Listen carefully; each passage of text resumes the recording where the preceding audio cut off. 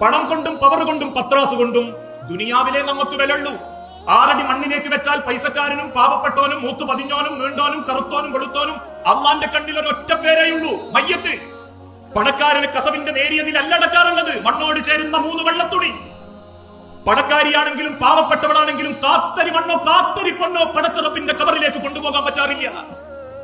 ഇഷ്ടപ്പെട്ട് വാങ്ങിയ ഏതെങ്കിലും ഒരു പർദ്ദയിൽ അടക്കാറില്ല. ഇഷ്ടപ്പെട്ട ഏതെങ്കിലും ഒരു തട്ടം പട്ടിന്റെ വസ്ത്രം നമ്മളെ ധരിപ്പിക്കാറില്ല. അതുകൊണ്ട് പടച്ചോനെ, ഈ കബറിൽ കിടക്കുന്നവന് ഇനി ഒരു ധൈര്യം കൊടുക്കണേ റബ്ബേ എന്റെ ചോദ്യങ്ങൾക്ക് മുൻപിൽ. കാരണം ഒരു മനുഷ്യനെ കബറിലേക്ക് ചേർത്ത് നിർത്തി മണ്ണിട്ട് തുടങ്ങുമ്പോൾ ആകാശത്ത് നിന്നും റബ്ബ് പറഞ്ഞയക്കുന്ന മലക്കുകൾ ആ കബറിലേക്ക് വരും. എന്നിട്ട് ആ കബറാളിയെ പതുക്കെ തട്ടി വിളിക്കും. പെട്ടെന്നെന്തോ ഉറക്കിൽ നിന്ന് ഞെട്ടി എഴുന്നേറ്റവനെ പോലെ അവൻ എഴുന്നേറ്റിരിക്കുമ്പോൾ കബറിന്റെ ഭിത്തിയിലേക്ക് അവനെ ചാരിക്കടത്തും.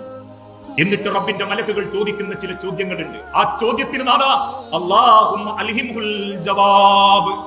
റബ്ബേ, ആ ചോദ്യത്തിന് ധൈര്യത്തോടെ ഉത്തരം കൊടുക്കാൻ മൻ റബ്ബുക മാ ദീനുക മഹാദർ റസൂൽ മഹാദൽ കിതാബ് എന്ന ചോദ്യങ്ങൾക്ക് മുൻപിൽ ധൈര്യത്തോടെ ഉത്തരം കൊടുക്കാനുള്ള കഴിവിഞ്ഞു കൊടുക്കണേ നാദ. കാരണം പടച്ച റബ്ബിന്റെ മലക്കുകൾ ചോദിക്കുമ്പോൾ ഉത്തരങ്ങൾ കിട്ടാതെ തപ്പിത്തടയുന്ന അല്ലെങ്കിൽ വെപ്രാളപ്പെട്ടുകൊണ്ട് പൊട്ടം കളിക്കുന്ന അടിമയുടെ കൂട്ടത്തിൽ നീ പെടുത്തല്ലേ റബ്ബേ. അല്ലാഹുമ്മ അൽഹിംഹുൽ ജവാബ്.